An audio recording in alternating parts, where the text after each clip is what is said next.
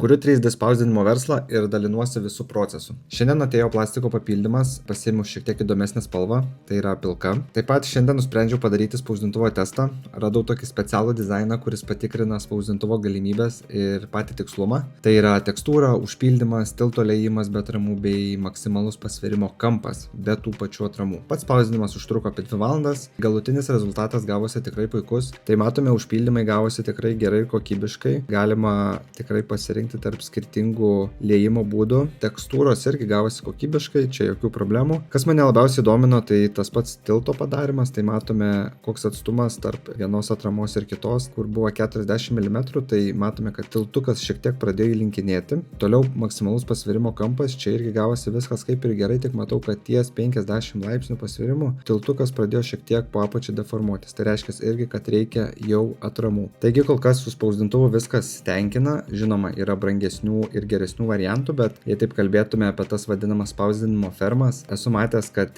tos fermos nebūtinai susiperka pačius brangiausius spausdintuvus. Dažnai naudoja tos pačius Bambolab Mini arba A1 standartinio dydžio spausdintuvus. Tik žinoma, tokio atviro spausdintuvo minusas yra, kad ne visus plastikus galima jame spausdinti, nes kai kurie plastikai yra toksiški. Tai šiam kartui tiek, komentuokit, uždėkit laiką ir susimatome kitose video.